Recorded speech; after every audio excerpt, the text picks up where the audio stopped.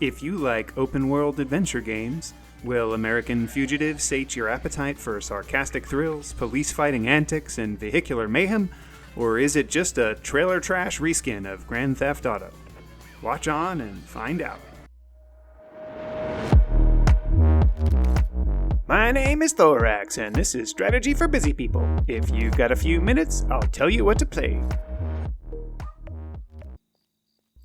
I played a fair bit of Grand Theft Auto back in the day with friends, so initially I thought American Fugitive by Fallen Tree Games Ltd was going to be super fun. Since I have no friends anymore, my 45 minutes in this game was rather unrewarding. While there is decidedly a story in American Fugitive about you trying to figure out who killed someone or another, I don't really think that the story is the point in most of these games. The majority of the fun, in my mind, with games like Grand Theft Auto is sitting in the room on the couch with your buddies and seeing how ridiculous of a situation you can get yourself into with the cops. The game bills itself as a classic sandbox adventure with a massive open world, and it definitely delivers on that promise with nearly completely destructible environments that you can interact with. I just couldn't really get myself to fall in love with the story, though.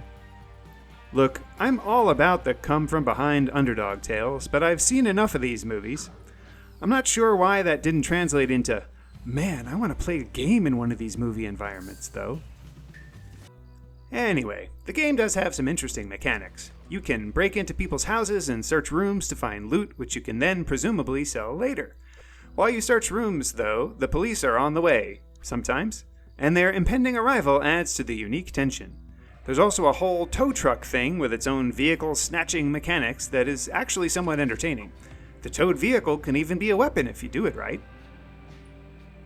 I enjoy the ability to use a controller always, as I have a fondness for consoles, and this game mostly delivers on the interface. With an Xbox 360 controller hooked to my PC, I definitely got those couch surfing vibes. As you progress through the story, you get better weapons, power-ups, skills, and other things, just like you would expect out of one of these games. And who doesn't want to stop in the middle of a firefight to eat some donuts to restore their health? And, of course, you are going to shoot up a bunch of cops who aren't really cops, who are your relatives, but not? This is quote-unquote white trash America, isn't it? Before I give my final verdict, take a moment to like this video and subscribe to the channel. Don't forget to share with your friends.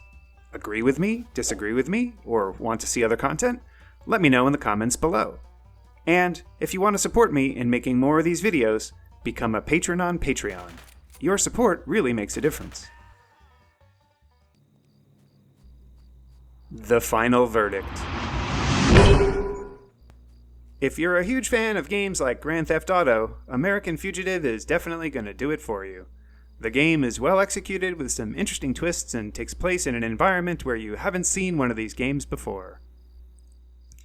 On my trademark 3-point score scale of avoid, meh, and I forgot to eat, this is a solid meh, but only because I'm just not such a huge fan of games like this anymore. Because I have no friends, remember? Oh, and while you're at it, since you're a fan of these games, check out Rustler, the medieval version of Grand Theft Auto.